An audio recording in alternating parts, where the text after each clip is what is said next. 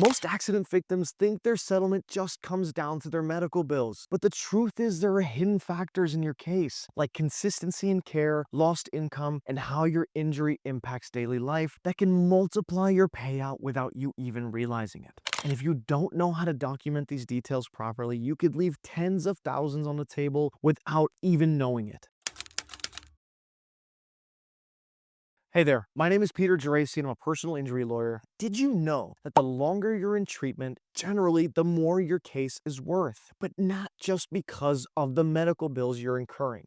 Generally, time shows severity, right? It tells the story. If you treat for 2 weeks, it says one thing. If you're still in PT 6 months after the accident, that is a whole different case. The insurance companies track how long you treat, how often you go, and how consistent you are. And every missed appointment gives them ammo to downplay your pain. Now, this pro tip is pretty obvious, but I think it needs to be said. Keep every appointment, even the ones that seem minor. Consistency equals credibility, and credibility in a case like this equals cash.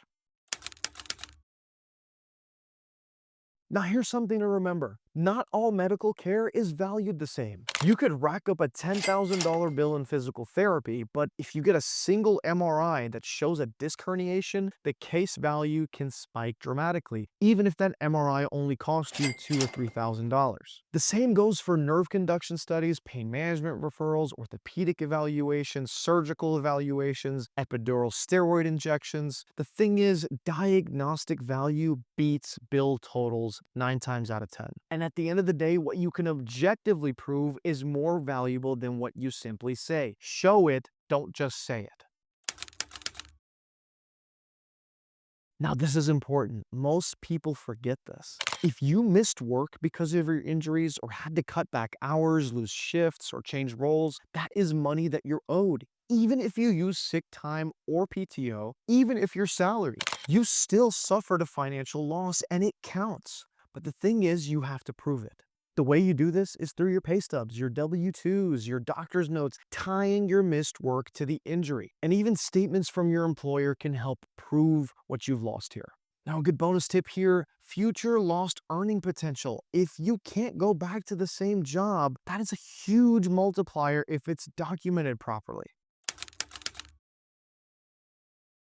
Now, here's another place where most people leave money on the table. Insurance companies won't pay for your pain and suffering unless you prove how your life was changed or was affected by it. The most common changes that we see in our cases and our clients is like an inability to sleep. Maybe they can't pick up their kids the same way. They can't exercise. They can't drive the same. They can't cook. They can't work. Their mental health is tanking. Let's say they get anxiety every time they get behind the wheel, right? These all fall into the category of functional impairment. The more specific we show how the injury affects your daily life, the higher your non-economic damages go. Start a daily pain log. Keep notes on what hurts, when, and what you can't do. It feels small now, but at the end of the day, it's worth thousands. This one's brutal. If you wait to get treatment or stop going to appointments or take a month off and hope it heals, the insurance company will say, hey, well, they must have recovered or they must not be hurt as bad as they're claiming. Gaps in care don't just stall your recovery, they tank your credibility. You can have the most serious injury in the world, but if it looks like you didn't care enough to follow through, they won't either. The solution to this, it's really simple. Stay consistent. Communicate with your doctor. And if you truly cannot go to an appointment, make sure the reason is documented in your medical records. Now, this one is subtle, but it matters. When you're in a lawsuit, eventually someone, a jury, might decide your case.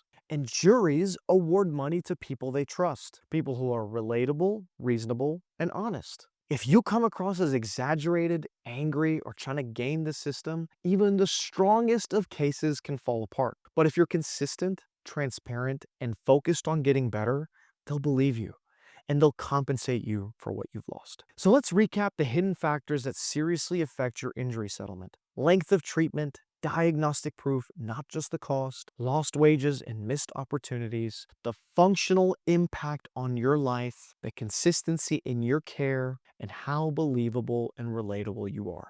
These are the details that insurance companies look at, and the ones we use to push back hard when they offer too little. What you just learned could mean the difference between a lowball offer and a life-changing settlement. But if you're dealing with a wrongful death case, the stakes are even higher. Insurance companies will do everything they can to minimize your claim unless you know exactly how to fight back. Go ahead and click on this next video and I'll show you the critical mistakes that families make and how to secure the maximum compensation your loved one deserves. Don't risk leaving money and justice on the table. I'll see you there.